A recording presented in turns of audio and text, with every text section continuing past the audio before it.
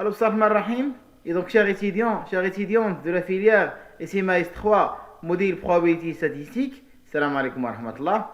Alors, aujourd'hui, dans le chapitre 2, notion de probability, on va traiter trois sections.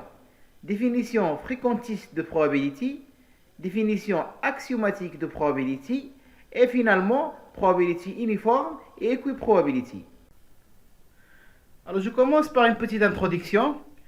Dans des domaines très différents, scientifiques, sociologiques, médicaux, politiques, etc., on s'intéresse à de nombreux phénomènes dans lesquels apparaissent souvent l'effet du hasard. Donc voilà, pour parler de la notion de probability, il faut avoir ici l'effet du hasard. Ces phénomènes sont caractérisés par le fait que les résultats des observations varient d'une expérience à l'autre. Et exactement de quel type d'expérience on va parler? C'est ce qu'on appelle les expériences aléatoires. Et qu'est-ce que ça veut dire une expérience aléatoire? C'est-à-dire il est impossible de prévoir son résultat. Alors puisqu'il est impossible de prévoir son résultat, et dans ce cas, comment quantifier les résultats qu'on va obtenir? C'est à l'aide de la notion de probability. Et donc voilà, la probability, elle est liée à l'effet du hasard qui vient exactement de la notion d'expérience aléatoire. Alors dans cette section, nous présentons une définition fréquentiste, puis une définition axiomatique. Donc voilà, je vais donner deux définitions de la probabilité. Je vais commencer par une définition fréquentiste, puis par une définition axiomatique, qui est basée sur les trois axiomes de Kolmogorov. Ceci va nous permettre exactement, comme j'ai signalé, de quantifier le caractère aléatoire. Voilà, bien l'effet du hasard. Donc, comment quantifier ce caractère aléatoire qui est dit à une expérience aléatoire? C'est à l'aide de la notion de probabilité. Et effectivement, le caractère aléatoire, il est dit à la réalisation de ce qu'on appelle un événement dans une expérience aléatoire. Lorsqu'on réalise une expérience aléatoire, on va voir des exemples. Il y a toujours des résultats. Et des résultats, je peux les rassembler par exemple dans une partie, ou bien dans un sous-ensemble qu'on appelle événement. Alors on cherche à quantifier le caractère aléatoire dans cet événement-là, c'est à l'aide de la notion de probabilité. Alors j'ai besoin du vocabulaire suivant. Je commence par l'expérience aléatoire. Comme j'ai signalé, c'est une expérience dont on ne peut pas prédire a priori son résultat. Voilà. Il est impossible de prévoir son résultat. Je ne sais pas d'avance qu'est-ce que je vais avoir comme résultat. La réalisation, c'est simplement un résultat possible de l'expérience aléatoire. L'espace fondamental ou bien l'univers oméga, c'est l'ensemble de tous les résultats possibles. Un événement, comme j'ai signalé, c'est un sous-ensemble ou bien une partie de oméga. Et éventualité, c'est quoi? C'est simplement un événement de cardinal 1, c'est-à-dire il a un seul élément.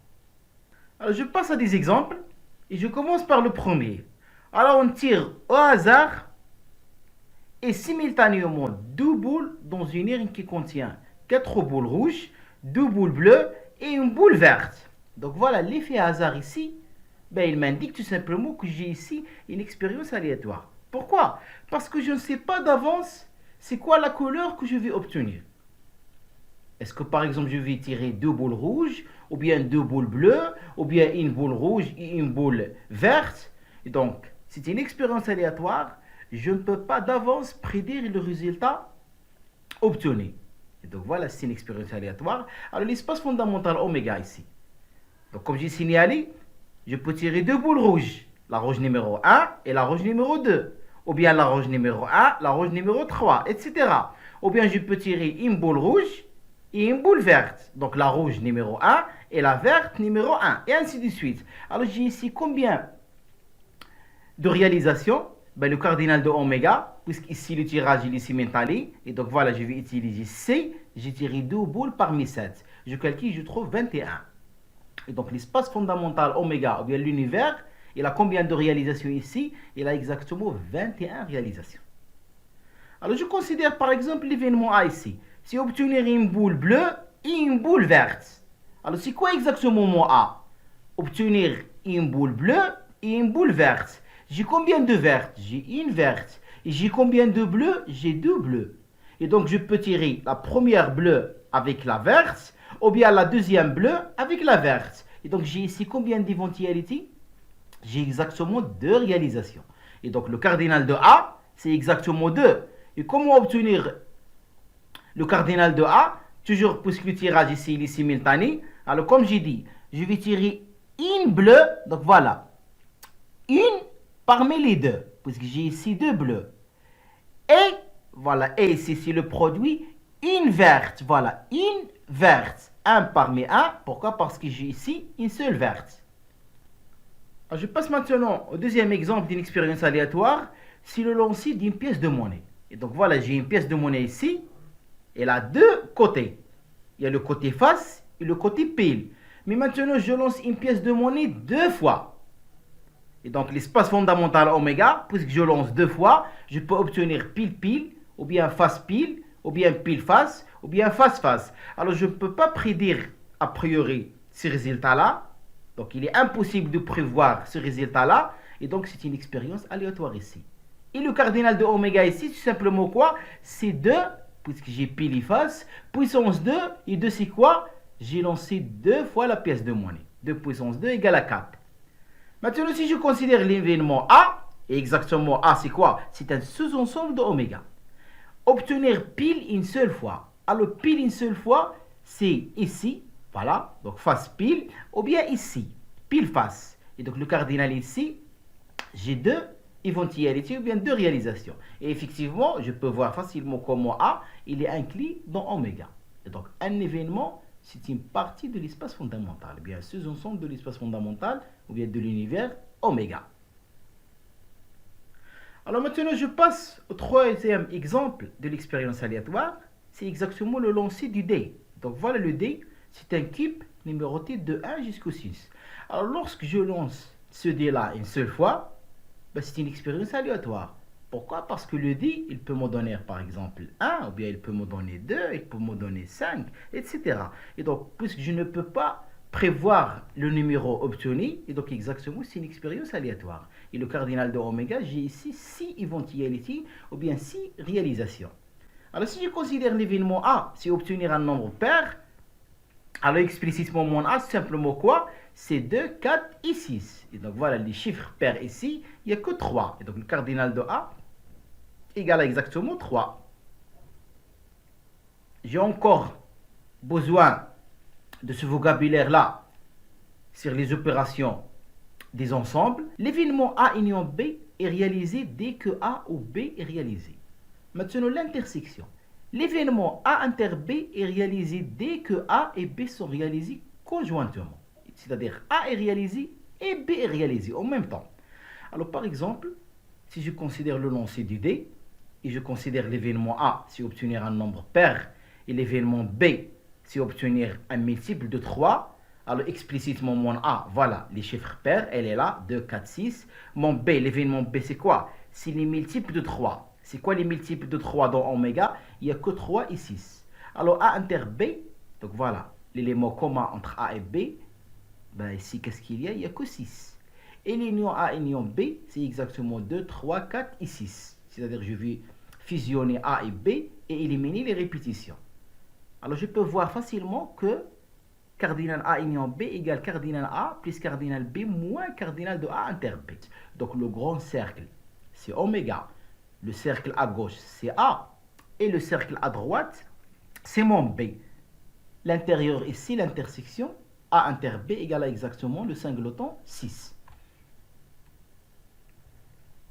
Alors l'incompatibilité, on dit que A et B sont incompatibles tout simplement lorsque A inter B égale l'ensemble vide, c'est-à-dire A et B sont disjoints.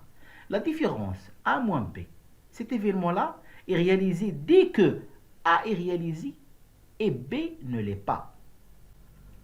Le complémentaire A bar, c'est tout simplement l'événement oméga moins A, ou bien qu'on note aussi A puissance C. Mais souvent on va travailler avec cette notation A bar. Donc l'événement A bar, c'est exactement quoi? C'est le complémentaire oméga moins A. C'est-à-dire si A est réalisé, A bar ne l'est pas. Si A n'est pas réalisé, A bar est réalisé. Alors dans l'exemple des lancers de D, on a trouvé que A, l'événement des chiffres pairs, c'est 2, 4, 6. Alors le complémentaire ici à barre, c'est simplement les chiffres impairs. C'est 1, 3, 5. Et donc c'est obtenir un nombre impair. Voilà. Mon A, c'est obtenir les chiffres pairs. Et donc mon A bar, c'est obtenir un chiffre impair. Et vous voyez que A union A bar, c'est simplement notre oméga. On a besoin aussi de cette notation P de oméga. Ça, c'est l'ensemble de toutes les parties ou sous-ensembles de oméga. Alors, par exemple, si je lance une pièce de monnaie une seule fois, donc voilà l'espace fondamental, oméga, c'est pile face.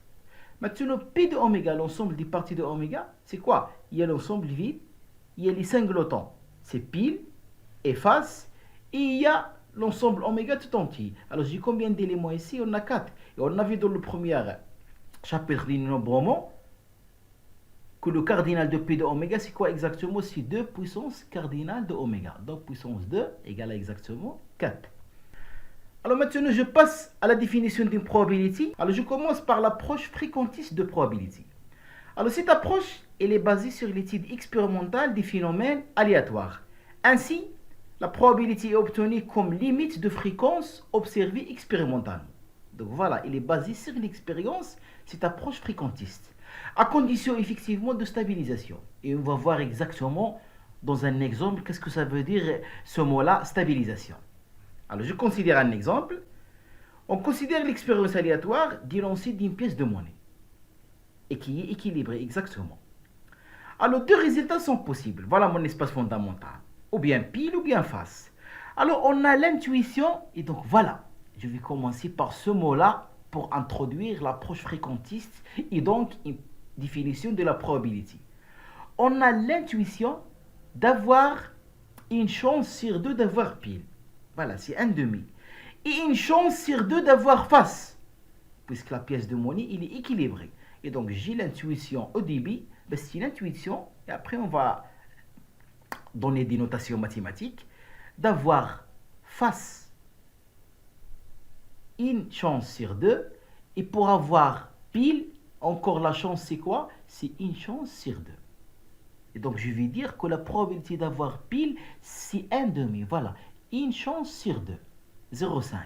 Et la même chose, la probabilité d'avoir face, c'est une chance sur 2. Voilà, c'est un demi, c'est 0,5.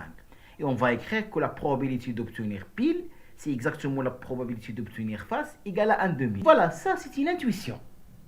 D'avoir un demi. Alors on va aller plus loin dans cette expérience aléatoire et voir exactement qu'est-ce que ça veut dire obtenir le 1 demi ici.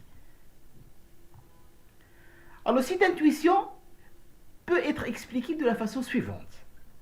Lorsqu'on est fixé un nombre n assez grand de lancer de la pièce, et donc voilà, je vais lancer la pièce de monnaie autant de fois, donc une fois, et mon n ici il est assez grand.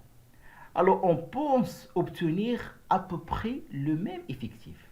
C'est-à-dire l'effectif N1 de P, le nombre d'apparitions de P lors de N lancé, c'est N1. Et l'effectif N2 d'avoir face lors de N lancé, c'est N2. Alors puisqu'on a ici l'intuition d'avoir égalité, et donc il faut avoir comment N1 soit proche de N2. Lorsque N il est assez grand. Avec toujours N1 plus N2, voilà. La somme des effectifs, c'est l'effectif total. J'ai répété l'expérience une fois. Et mon N, il est assez grand, effectivement. Alors, je m'intéresse aux fréquences. Alors, voilà F1. La fréquence associée à pile, c'est quoi? C'est l'effectif sur l'effectif total. C'est N1 sur N. Et la fréquence associée à face, toujours, c'est l'effectif sur l'effectif total. Voilà, c'est N2 sur N. Et donc, on pense, voilà, toujours d'après cette intuition, on pense avoir que F1 soit proche de F2. Voilà, puisqu'on cherche toujours que notre N1 soit proche de N2. Et donc la fréquence F1 proche de F2, et maintenant la somme des fréquences égale à 1.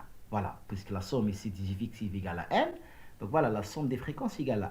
Alors cette intuition-là, donc voilà ce qui m'a donné. Ce que la fréquence F1, voilà, si je résous ce système-là, F1 soit proche de F2 et F1 plus F2 égale à 1, c'est-à-dire que F1 il est proche de 1,5 et F2 il est proche de 1,5. Et je signale toujours que la fréquence F1 il est compris entre 0 et 1, la fréquence F2 il est compris entre 0 et 1, et la somme des fréquences ici égale à 1. Alors toujours, puisque moi j'ai fait une expérience, et donc je dois avoir de résultats pratiques. Alors voilà un tableau qui résume mon expérience. Dans la première ligne, il y a le nombre de lancers. De la deuxième ligne, le nombre de piles obtenues. Voilà l'effectif de piles. La troisième ligne, c'est l'effectif face. Et dans la dernière ligne, la fréquence de face. Alors voilà par exemple. Lorsque je lance la pièce de monnaie 30 fois, j'ai obtenu 16 piles et 14 faces. Si je calcule ici la fréquence, c'est quoi la fréquence? C'est l'effectif sur l'effectif total. Voilà, c'est 16 sur 30 et ici 14 sur 30. Alors 16 sur 30, 0, ça sont 33. Donc voilà la fréquence de pile et voilà la fréquence de face. Donc vous voyez ici que, voilà, pour un lancé, ces deux fréquences-là, ils sont un peu loin d'être égales. Mais lorsque je lance la pièce de monnaie 40 fois, voilà mes deux fréquences. Encore, je suis loin ici de mon intuition. Lorsque je lance la pièce de monnaie 50 fois, la même chose. Je suis toujours, voilà, F1, il est un peu loin de F2. Mais regardez, ça y est, mon N, il augmente. Pourquoi? Parce que j'ai dit, cette approche fréquentiste de la probability, mais pour un nombre de lancers assez grand. Voilà mon N maintenant, c'est 100. Alors voilà F1 et F2. Et vous voyez que F1, voilà, il s'approche maintenant de F2.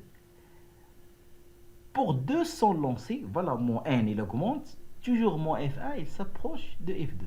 Pour 400 lancers, voilà mon F1. Maintenant, c'est à peu près un demi. Il s'approche de F2, qui est à peu près un demi. 0,5, 0,5.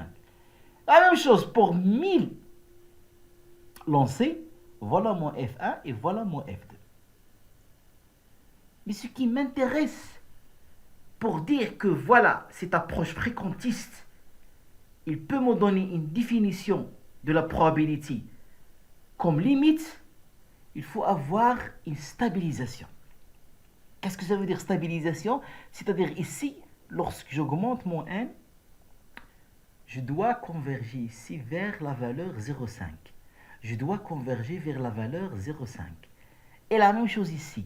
Pour N assez grand, je dois converger vers la valeur 0,5. Alors on voit donc que les fréquences relatives sont en cours de stabilisation. Voilà.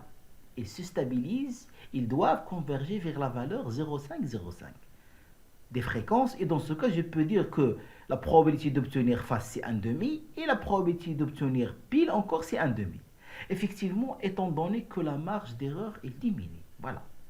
Lorsque j'augmente le nombre de lancers, je dois avoir une diminution de la marge.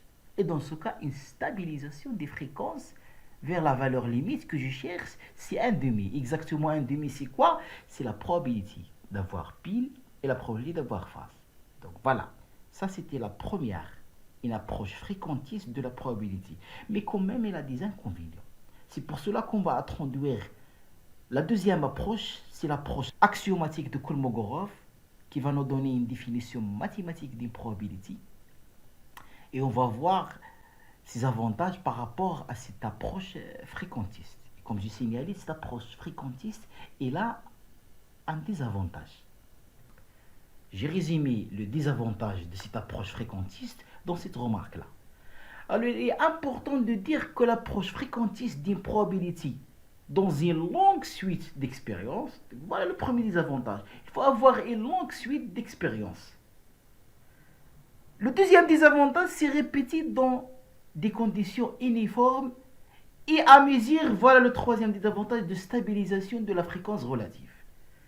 Donc en réalité, on ne peut pas effectuer une longue suite d'expériences. Et on ne peut pas effectuer des expériences dans des conditions uniformes. Et effectivement, on ne peut pas avoir une stabilisation de la fréquence relative. Et dans ce cas, la convergence vers une limite unique. Et donc, cette approche-là, elle doit être utilisée lorsqu'on ne peut pas calculer la valeur théorique. Donc voilà, je vais utiliser cette approche fréquentiste, je ne vais pas l'éliminer, mais c'est lorsqu'on ne peut pas calculer la valeur théorique. Et on va voir que l'axiomatique de Kolmogorov, il va nous donner des outils qui calcule exactement la valeur théorique de la probabilité. Mais lorsque ça y est, je ne peux pas calculer cette valeur théorique de la probabilité, dans ce cas, je peux utiliser, mais avec prudence, cette approche fréquentiste. Cependant, voilà, comme j'ai signalé, puisqu'on ne peut pas répéter infiniment une expérience aléatoire. Voilà le désavantage que j'ai signalé. Et donc, la fréquence obtenue n'est jamais suffisamment précise pour atteindre exactement la probabilité théorique.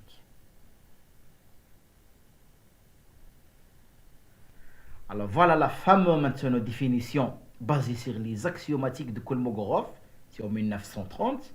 Et effectivement, c'est une définition mathématique. Et exactement, qu'est-ce qu'il caractérise? Il caractérise une application P sur P de oméga, l'ensemble des parties de oméga. Alors, quand est-ce que cette application-là, c'est une probabilité sur P de oméga? Alors voilà, soit oméga un espace fondamental associé à une expérience aléatoire. Alors, on appelle probabilité sur le couple oméga P de oméga, toute application P sur P de oméga telle que. Alors, voilà les trois axiomes de Kolmogorov. L'axiome A, pour tout A dans P de oméga, la probabilité de A, il est toujours compris entre 0 et 1. L'axiome 2, la probabilité de l'espace fondamental P de oméga égale à 1. Et donc, on dit que c'est un événement certain. Et l'axiome 3, si je me donne AN une suite des événements de P de oméga 2 à 2 disjoints, alors la probabilité de la réunion, c'est exactement la somme des probabilités. Et donc, voilà. La probabilité, mais la définition ici, il est basé sur les trois axiomes de Kolmogorov. Et donc, on a donné ici une définition, si vous voulez bien, mathématique de la probabilité. C'est pas comme dans la première définition, on a donné une approche fréquentiste et on a présenté les désavantages de cette approche. Maintenant, j'ai donné, ou bien Kolmogorov, il a donné une définition mathématique de la probabilité basée sur ces trois axiomes-là. Alors, on dit que oméga, P de oméga et P, c'est un espace probabilisé. Et donc, lorsque je dis montrer qu'un espace il est probabilisé, il suffit de démontrer par exemple que P, c'est une probabilité sur oméga qui doit être un univers. C'est-à-dire c'est un espace fondamental associé à une expérience aléatoire. Alors, je cite ici quelques propriétés. Toujours soit oméga, P de oméga, P, un espace probabilisé. Alors, pour tout A, une partie de oméga, P de A bar, voilà la probabilité du complémentaire, c'est 1 moins P de A. P de l'ensemble vide égale à 0, c'est l'événement impossible. Et si je me donne A et B, deux parties dans oméga, alors si A il est inclus dans B, et donc automatiquement P de B moins A, la probabilité de B moins A, c'est la probabilité de B moins la probabilité de A. Et effectivement, toujours, puisque A il est inclus dans B, alors la probabilité de A il est inférieure ou égale à la probabilité de B. Alors, preuve, je commence par le premier point. La probabilité du complémentaire, c'est 1 moins P de A. Mais il suffit de voir que A et A bar, ils forment une partition de oméga et une partition disjointe, puisque A inter A bar, c'est l'ensemble vide. Et dans ce cas, je peux dire que P de oméga, voilà l'axiome 3 de Kolmogorov. P de oméga égale P de A plus P de A bar. Voilà. P de oméga égale P de A plus P de A bar. Et P de oméga, voilà, c'est l'événement certain, égal à 1. Et dans ce cas, mon P de A bar, c'est quoi? C'est 1 moins P de A. Voilà. Mon P de A bar, c'est 1 moins P de A. Le deuxième point, P de l'ensemble vide égale à 0. Ben, tout simplement, il suffit ici, voilà, dans 1, il suffit de prendre A, c'est quoi? C'est oméga. Si je prends A, c'est oméga, c'est quoi A bar le complément? C'est l'ensemble vide. Et dans ce cas, P de l'ensemble vide, c'est 1 moins P de oméga, c'est-à-dire c'est 1 moins 1 égale à 0. Donc voilà, il suffit de prendre A égale à oméga, et dans ce cas, mon A bar, c'est l'ensemble vide. Et le troisième point ici, alors puisque A, il est inclus dans B, donc avec un petit schéma, vous pouvez voir facilement que B, c'est quoi? C'est A union B moins A. Et puisque cette union, il est disjointe, alors toujours l'axiome de Kolmogorov, le troisième axiome, donc P de B égale P de A plus P de B moins A. Voilà, P de B égale P de A plus P de B moins A. Et dans ce cas, c'est quoi P de B moins A? C'est P de B moins P de A. Voilà, elle est là. P de B moins A, c'est P de B moins P de A. De plus, regardez ici. P de B moins A, toujours d'après les axiomes, le premier axiome de Kolmogorov, la probabilité il est toujours positive. Puisque cette probabilité il est positive, et donc voilà, cette différence il est positive. C'est-à-dire P de A il est inférieur ou égal à P de B. Alors maintenant je passe à cette proposition-là qui caractérise la relation entre une probabilité et l'union. Et donc, toujours soit oméga P de oméga P un espace probabilisé. Alors, la première propriété. Pour tout A et B, deux parties dans oméga, P de A union B, c'est P de A plus P de B moins P de A inter B.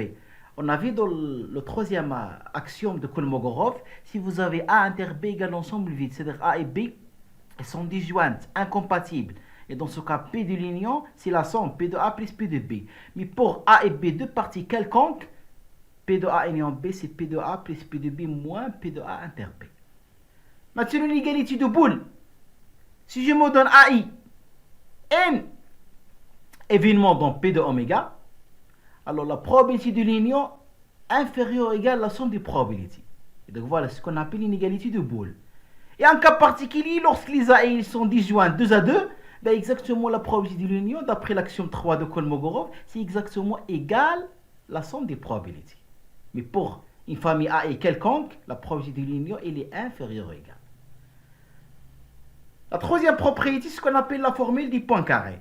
Voilà, d'après l'inégalité de Boole, la probabilité de l'union, elle est inférieure ou égale. Mais est-ce que je peux calculer cette probabilité? La probabilité de l'union égale à quoi exactement? Voilà, c'est la formule du point carré.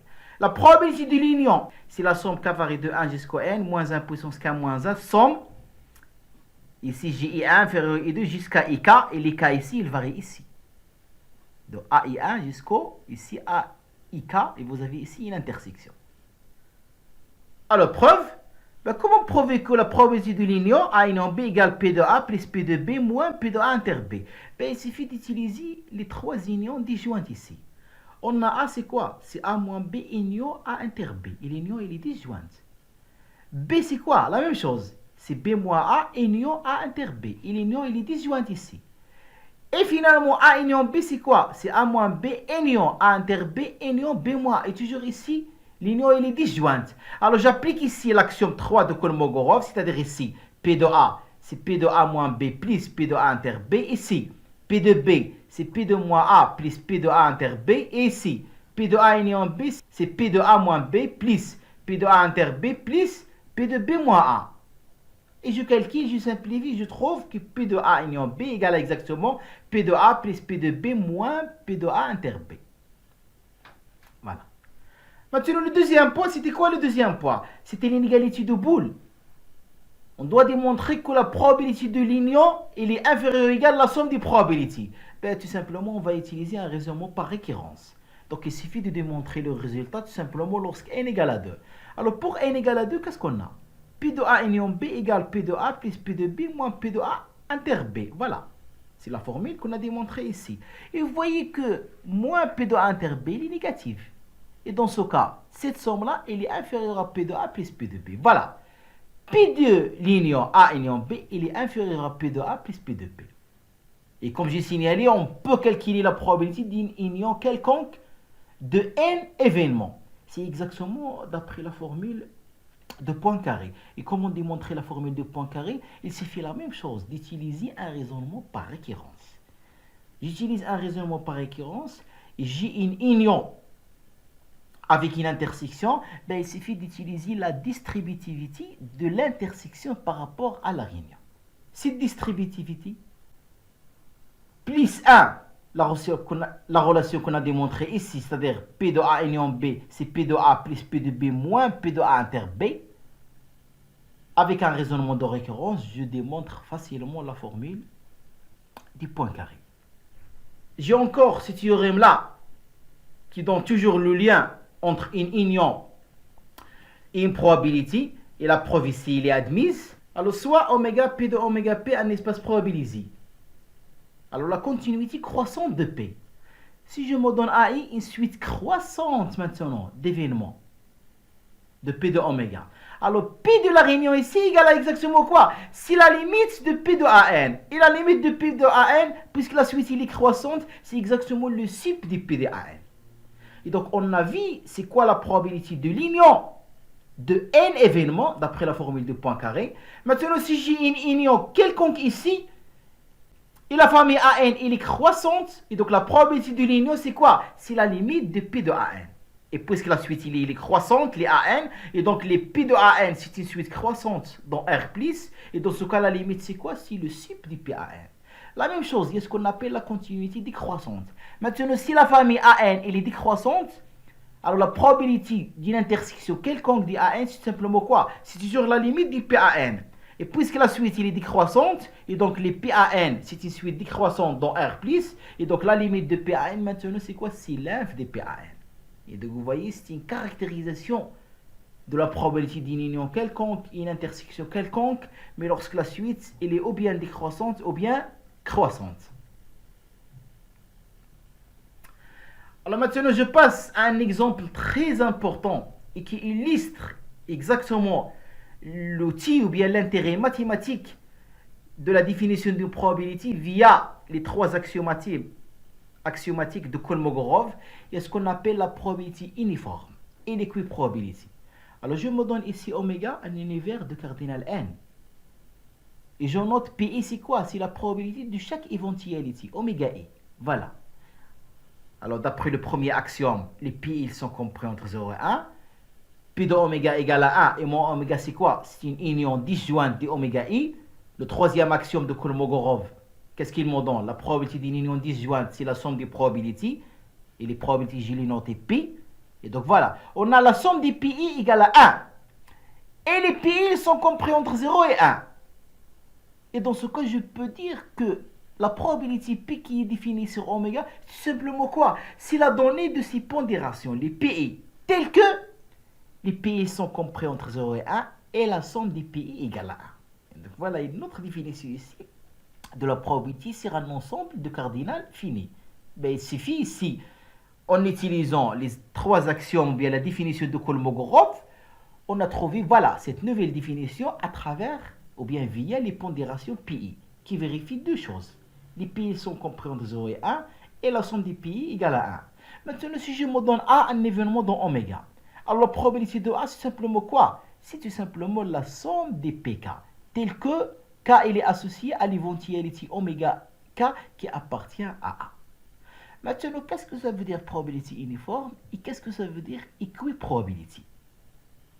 Alors, qu'est-ce que ça veut dire ça? C'est-à-dire, dans le cas où les symétries font que tous les résultats possibles, oméga jusqu'à oméga, ont la même pondération. Et la pondération P égale à quoi? C'est 1 sur 1, c'est-à-dire 1 sur le cardinal de oméga. Et dans ce cas, on dit que les éventualités, ils sont équiprobables. C'est-à-dire, ils ont la même chance d'être tirés.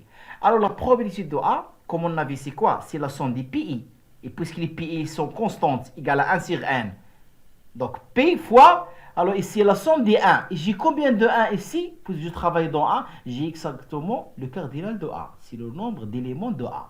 Donc, j'ai le cardinal de A fois P. C'est quoi exactement? C'est cardinal de A sur cardinal de oméga. Et donc, voilà la fameuse définition de P. C'est ce qu'on appelle la probabilité uniforme. C'est-à-dire, lorsque mes éventualités, ils ont la même probabilité d'être tirés, alors la probabilité d'un événement A, c'est exactement quoi? C'est le cardinal de A sur le cardinal de oméga. Donc voilà l'intérêt d'équiprobabilité.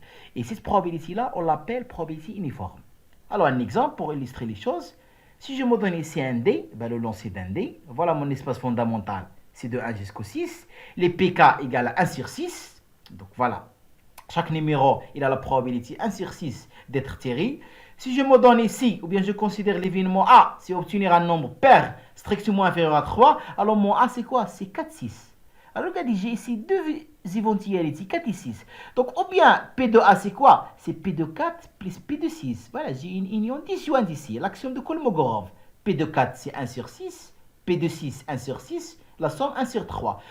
Ou bien je peux utiliser maintenant la probabilité uniforme, puisque j'ai un D équilibré, et j'ai une équiprobabilité ici. La probabilité de A, c'est cardinal de A sur cardinal de oméga. Voilà. Cardinal de A, vous avez combien d'éléments ici? J'ai 2. Elle est là.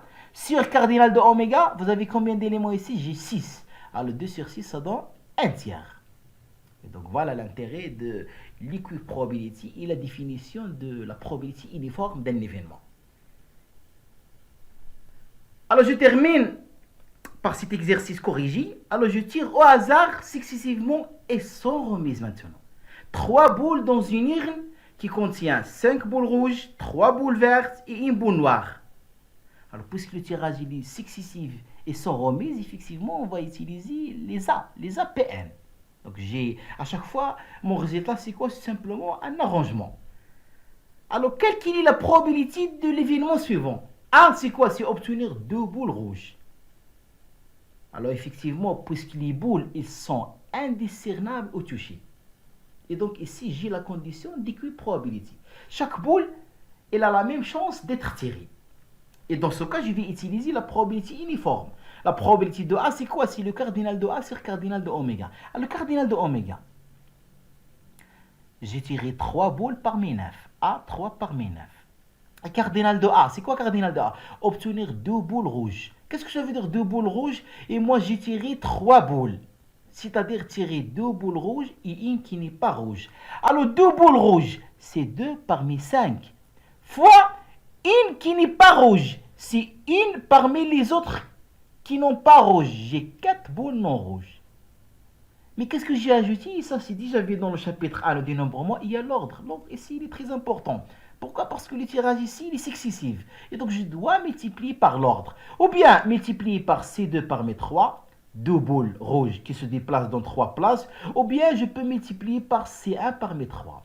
Une boule non rouge qui se déplace dans 3 places. Je calcule et je trouve ma probabilité, c'est 10 sur 21.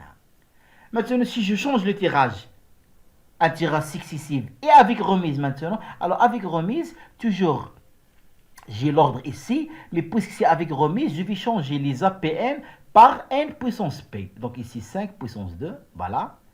Et 4 puissance 1, elle est là, 4 puissance 1. Et ici 9 puissance 3, voilà, 9 puissance 3. Un tirage successif et avec remise, comme on avait dans le chapitre 1, il est associé simplement à quoi? C'est le nombre d'applications, exactement. Donc voilà, je calcule et je trouve c'est 100 sur 243. Et finalement, si je travaille avec un tirage simultané, donc je tire les 3 boules en même temps, maintenant l'ordre il n'est pas important. Et donc je n'ai pas besoin de ce terme-là, c'est de 3. Voilà, l'ordre il n'est pas important. Alors, tirer 2 boules rouges, voilà, c'est C2 parmi 5. Et une boule qui n'est pas rouge, c'est 1 parmi 4 et j'utilise le C. Pourquoi? Parce que dans chaque tirage, qu'est-ce que j'ai? J'ai une combinaison. Et l'ordre, il n'est pas important. Sur le cardinal de oméga ici, c'est quoi? Pour un tirage simultanément, c'est 3 parmi 9. Je simplifie, je trouve 10 sur 63.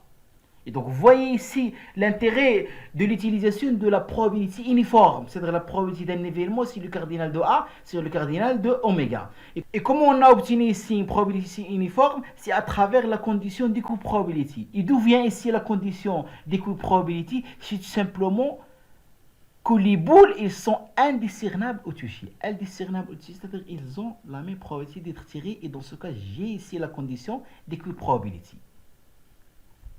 À la fin, et merci.